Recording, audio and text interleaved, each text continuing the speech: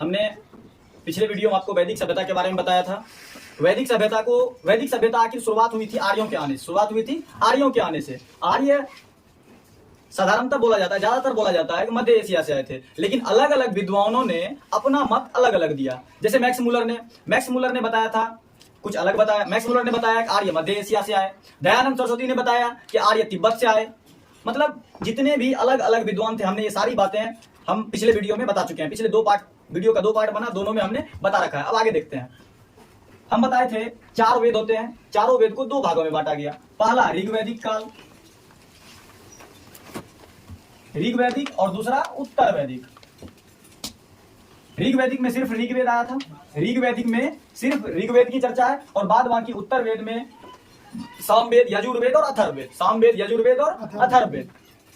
और हमने बताया था ऋग्वेद में कितने मंडल होते हैं? 10 मंडल होते हैं। ऋग्वेद में कितने मंडल होते हैं? 10 मंडल। और हमने बताया था कि सभी वेद के अलग अलग उपवेद होते हैं। जैसे ऋग्वेद का आयुर्वेद, ऋग्वेद का उपवेद आयुर्वेद, सामवेद का गंधर्ववेद,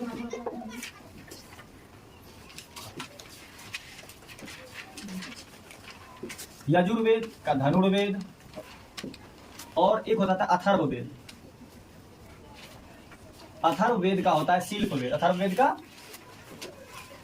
शिल्पवेद। किसी को कोई दिक्कत नहीं ना? और हमने बताया था ऋग्वेद में ईश्वर की महिमा या प्रार्थना या स्तोत्र के बारे में बताया गया। और दूसरा ऋग्वेद का आयुर्वेद, सामवेद 100 से संगीत और 100 से सामवेद। सामवेद में किसका वर्णन है? संगीत का। सामवेद को भारतीय संगीत का जनक भी कहा जाता है। उसके बाद है यजुर्वेद। यजुर्वेद यौ से यज्ञ और यौ से युद्ध, यौ से यज्ञ और यौ से युद्ध। इससे साफ पता चलता है कि यजुर्वेद में, यहाँ देखिए, इसका उपवेद भी कौन? धनुर्वेद। धनुष से क्या किया जाता है? युद्ध लड़ा जाता है। तो स्पष्ट रूप से पता चल रहा है कि यजुर्वेद में युद्ध एवं यज्ञ की चर्चा की गई है। आज आपको हम यजुर्वेद का ही एक यज्ञ बताते हैं। यजुर्वेद में युद्ध और यज्ञ की चर्चा है ना। एक यज्ञ रखा, अश्वमेध यज्ञ, नाम भी आप लोग सुने होंगे। अश्वमेध यज्ञ के बारे में बताया जाता था, राजा एक घोड़ा छोड़ता था, और वो जिस गांव से होते हुए गुजरता था, वो घोड़ा, वो गांव उस राजे का हो जाता था जिस राजा का घोड़ा है।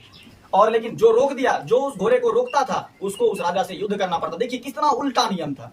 एक तो घोड़ा छोड़ दिया, उसके बाद कोई रोक नहीं सकता है। जिस गांव से गुजरेगा, जिस जगह से गुजरा, वो घोड़ा जिस जगह से गुजर गया, वो जगह उसका हो गया। और उसके बाद जो घोड़ा को रोक देगा, उसको उस घोड़ा से युद्ध करना पड़ेगा। भारी मुसीबत। अरे जो घोड़ा छोड़ा, वो तो पूरा तैयारी के साथ होगा ना, कि जो रोका उससे युद्ध लड़ेंगे ना। तो उसको कौन सा यज्ञ? उसको अश्वमेध यज्ञ बोला जाता था। अश्वमेध यज्ञ। पहले का लोग बुड़बक होता था, पहले का लोग बुड़बक हुआ करता था। आज के युग में अगर घोड़ा छोड़ा जाए, एक घोड़ा छोड़ा जाए, उसके पीछे उसके बगल में 2 सुंदर घोड़ी छोड़ दिया जाए, उसमें वो उलझ के रह जाएगा, नहीं रह जाएगा, युद्ध वहीं पे खत्म हो जाएगा ना। उसको बोला जाता अश्वमेध यज्ञ। अब सोचिए कितना खतरनाक सीन होता होगा। घोड़ा छोड़ दिया, घोड़ा छोड़ा, उसके बाद जहां से गुजरेगा वो जगह उसका, जो रोकेगा उसको युद्ध लड़ना पड़ेगा। वो किसमें होता था? यजुर्वेद में, क्योंकि यज्ञ और युद्ध दोनों की चर्चा इसी में। और है अथर्ववेद। अथर्ववेद में भूत पिशाच की सारी कहानी, सारा जिक्र इसी में मिलता है। तंत्र मंत्र सिद्धि वशीकरण सब अथर्ववेद में मिलता है, और औषधि उपचार वगैरह भी इसी में मिलता है। आशा करते हैं इस चारों वेदों में किन्हीं को कोई दिक्कत, कोई डाउट नहीं रहा होगा। और अथर्ववेद का रचना किसने किया था? अथर्वा ऋषि ने। अथर्ववेद का अथर्वा ऋषि ने। अब देखते हैं सभी वेदों के, जितने भी वेद होते हैं ना, सभी के 4 भाग होते हैं। सभी के 4 भाग होते हैं। पहला संहिता, दूसरा ब्राह्मण ग्रंथ, तीसरा आरण्यक, और चौथा उपनिषद।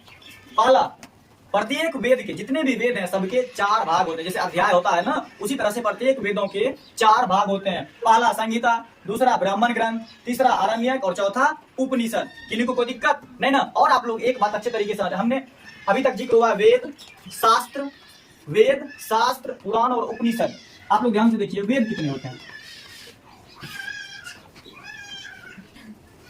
चलिए, हम इन चारों की चर्चा किए थे। वेद आप जानते हैं कितने होते हैं? वेद 4 होते हैं, 6 शास्त्र होते हैं, 18 पुराण होते हैं, और 108 उपनिषद। 4 वेद, 6 शास्त्र, 18 पुराण और 108 उपनिषद। किसी को कोई दिक्कत नहीं ना? अच्छे से याद रखिएगा। और बोला जाता है 1400 बीसी पूर्व। 1400 बीसी पूर्व। तो आप बताइए कि वैदिक काल की शुरुआत कितने बीसी पूर्व हुई थी? 1500 बीसी पूर्व। 1500 बीसी पूर्व। शुरुआत करने के बाद 1500 के बाद 1400। 1400 BC पूर्व बेगाज कोई, जो कि एशिया माइनर, बेगाज कोई के अभिलेख में ऋग्वैदिक काल के 4 देवता का उल्लेख मिला है। कब? 1400 BC पूर्व बेगाज कोई, किसके अभिलेख? बेगाज कोई के अभिलेख में ऋग्वैदिक काल के 4 देवता का उल्लेख मिला है। वो देवता कौन है? इंद्र, आपको बताए थे, इंद्र को पुरंदर भी कहा जाता है, युद्ध के देवता। जिस तरह अभी हम लोग भोले बाबा को मानते हैं ना, तो मतलब मानते सब भगवान को, लेकिन वो कुछ ज्यादा फेमस हो जाते हैं, सावन में हो जाते हैं ना। दूसरा वरुण, और तीसरा मित्र, और चौथा नासत्य। और आपको ये सारी चीज हो गए। उसके बाद आपको वेद त्रयी बताए थे। आपसे पूछा जाएगा वेद त्रयी किसे कहते हैं? वेद त्रयी किसे कहते हैं?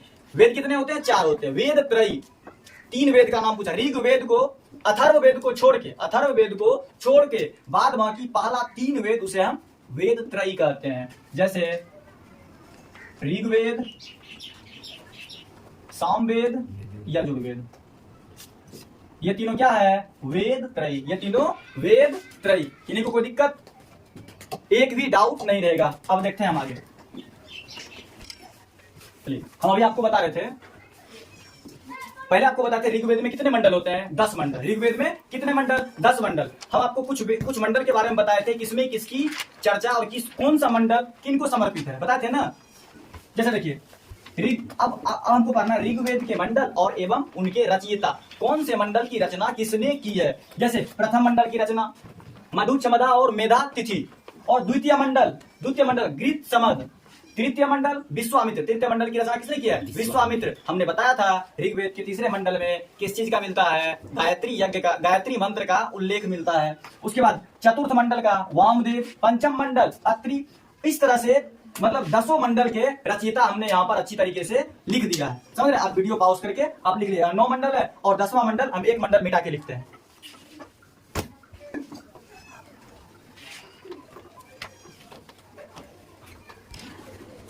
देखिए 10वां मंडल विमदा, इंद्र, सची और अन्य भी थे।